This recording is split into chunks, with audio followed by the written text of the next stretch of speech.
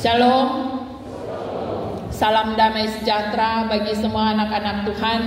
Hari ini semua gereja sedunia sedang merayakan Hari Raya Pentakosta, Hari Raya Keturunan Roh Kudus, mengingat akan peristiwa iman yang luar biasa, apa yang dijanjikan oleh Tuhan sebelum Ia naik ke sorga tergenapi.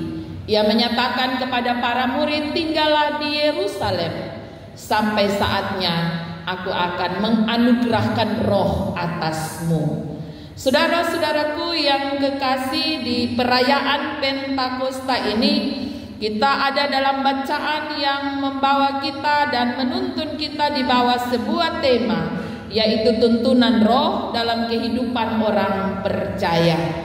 Artinya ketika kita mengingat akan peristiwa turunnya Roh Kudus yang terjadi pertama kali di Yerusalem, kita mengimani dan meyakini bahwa roh itu telah berdiam dalam diri setiap orang percaya untuk menghidupi orang percaya dan menolong orang percaya menjalani hari-hari hidup mereka.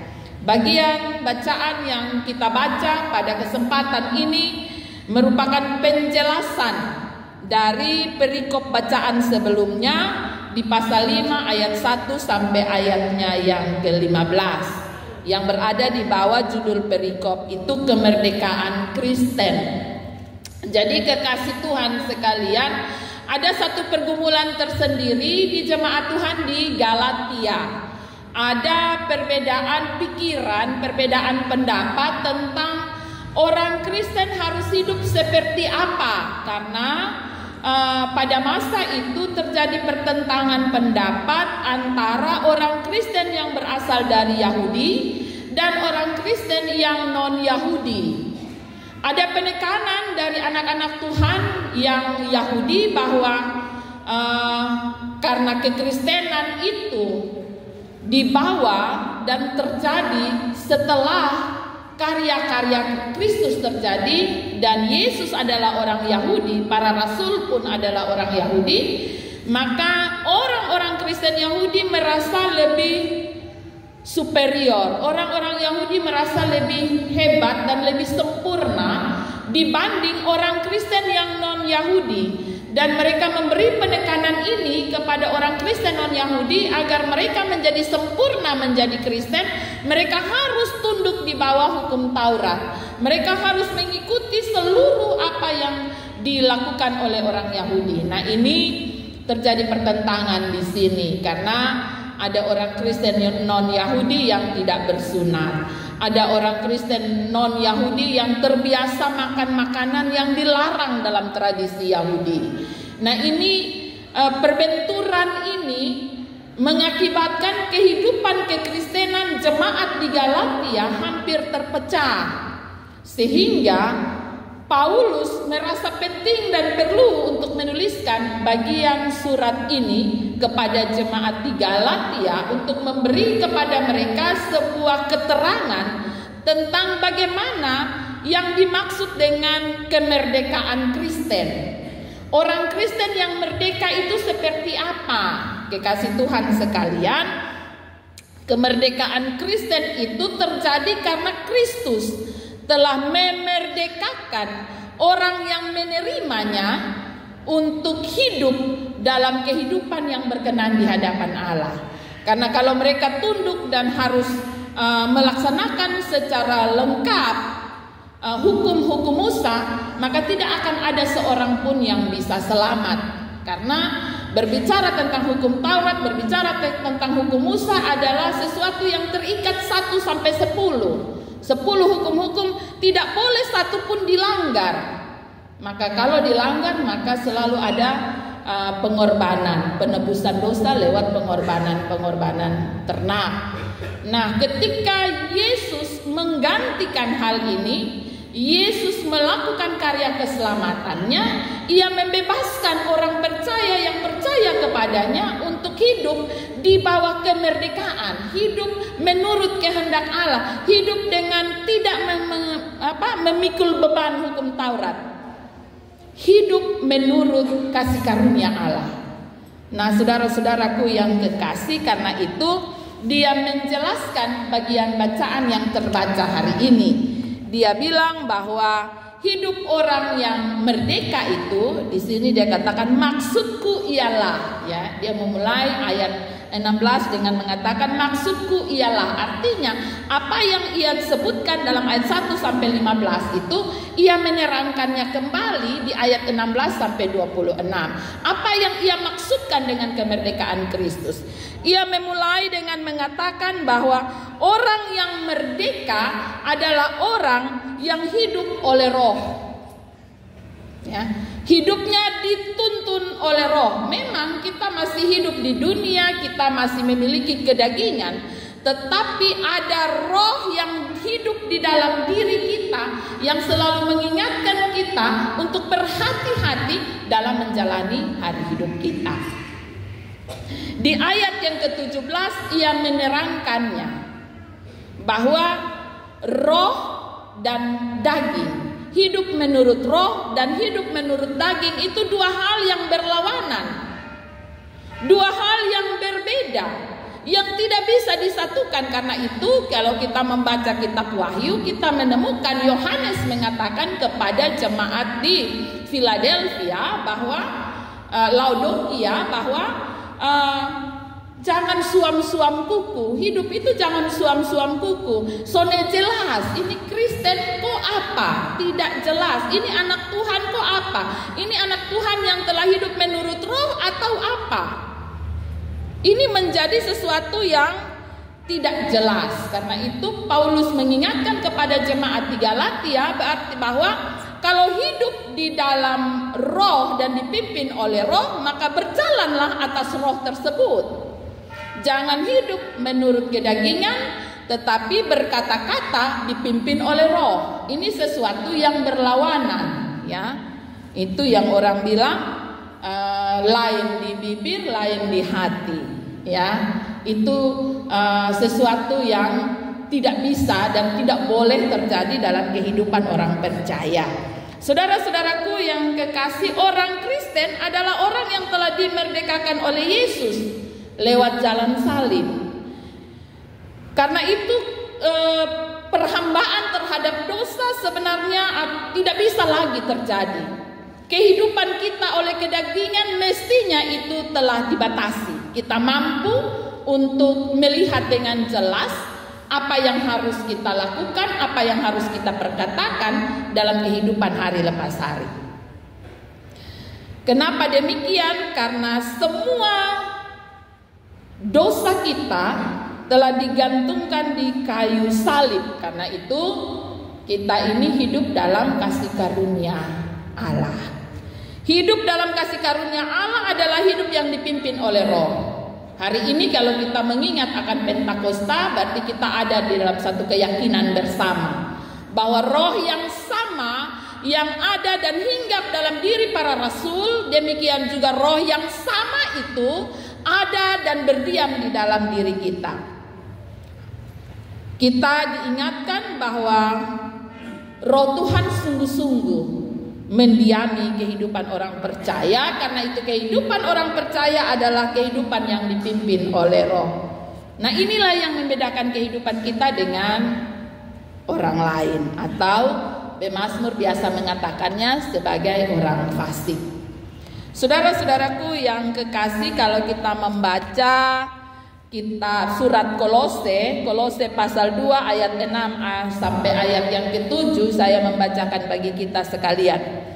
Kamu telah menerima Kristus Yesus Tuhan kita, karena itu hendaklah hidupmu tetap di dalam Dia, hendaklah kamu berakar di dalam Dia dan dibangun di atas Dia, dan hendaklah kamu bertambah teguh dalam iman yang telah diajarkan kepadamu, dan hendaklah hatimu melimpah dengan ucapan syukur. Nah, ini yang membedakan kehidupan orang percaya dan kehidupan orang yang belum menerima Tuhan Yesus. Kehidupan orang percaya ialah kehidupan yang berlimpah dengan ucapan syukur. Kita ada di mana kita selalu menyukuri segala sesuatu. Bahkan apapun yang terjadi dalam hidup kita, kita menyukurinya. Karena apa? Kita meyakini bahwa kita sedang bersama dengan Tuhan. Kita tidak pernah dikecewakan oleh Tuhan, dan Tuhan yang selalu menuntun kita. Karena itu kita selalu dipenuhi dengan ucapan syukur. Kalau kita berbicara tentang kehidupan orang percaya yang berada di bawah tuntunan Roh, itu berbeda dengan kemerdekaan tanpa norma.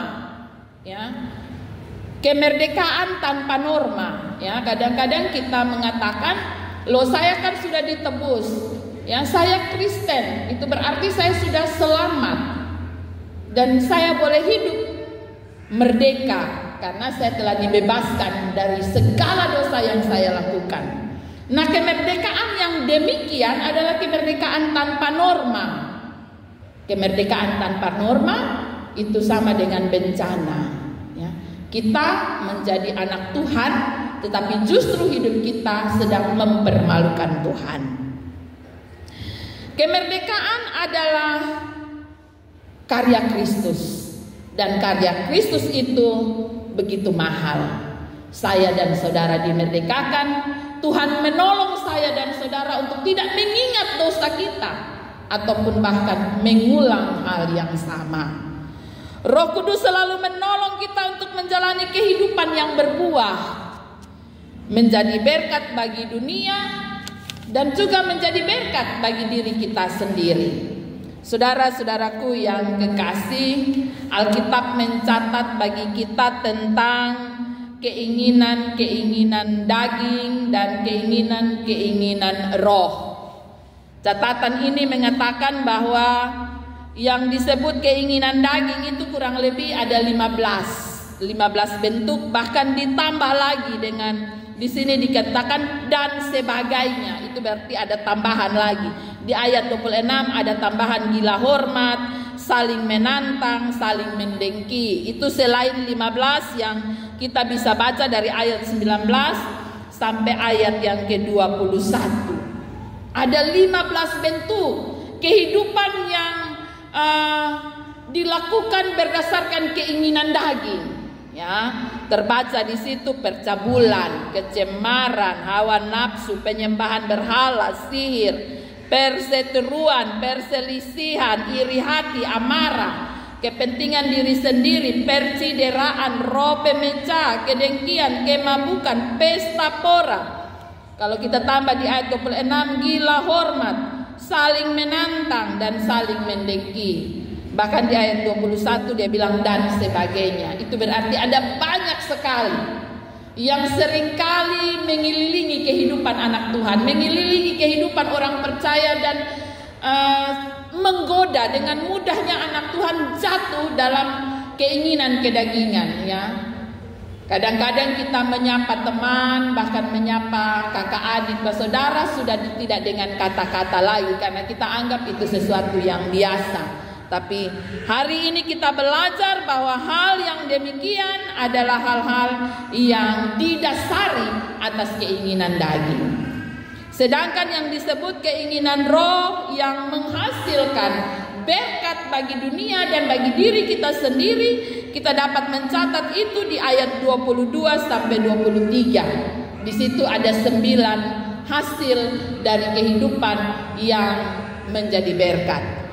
Bahwa ketika kita hidup dalam tuntunan roh, maka kasih, sukacita, damai sejahtera dan lain sebagainya itu akan terus mengelilingi hidup kita. Apapun yang kita buat, apapun yang kita perkatakan, apapun yang terjadi di sekeliling kita, kita dikelilingi oleh suasana kasih, sukacita, damai sejahtera. Kita diberi kemampuan untuk memiliki kesabaran, kemurahan, kebaikan, kesetiaan, kelemah lembutan dan penguasaan diri. Saudara-saudaraku yang kekasih dalam kasih Tuhan kita Yesus Kristus, dengan demikian hari ini kita melihat bahwa roh yang dicurahkan oleh Allah dalam diri kita akan terus menolong kita dan memberikan kepada kita kemampuan untuk hidup berkenan dan memuliakan Allah.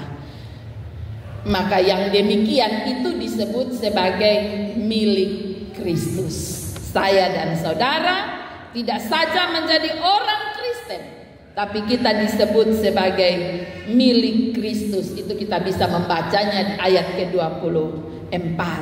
Barang siapa menjadi milik Kristus Yesus, ia telah menyalibkan daging dan segala hawa nafsu dan keinginannya.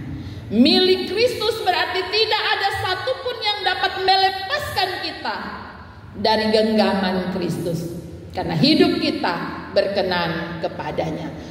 Saudara-saudaraku yang kekasih dalam kasih Tuhan kita Yesus Kristus, menjadi milik Kristus artinya kita tetap ada di dalam kasih, kita tetap ada dalam perlindungan, kita tetap ada dalam penyertaan Allah. Berjalanlah di dalam Tuhan, berjalanlah di dalam tuntunan Roh Tuhan, karena dengan berjalan di dalam tuntunan Roh Tuhan, kita menjadi orang-orang yang disebut milik Kristus, dan menjadi milik Kristus menjadikan kita mampu menjadi berkat bagi dunia. Tuhan Yesus memberkati firman-Nya, memberkati saya dan saudara. Amin.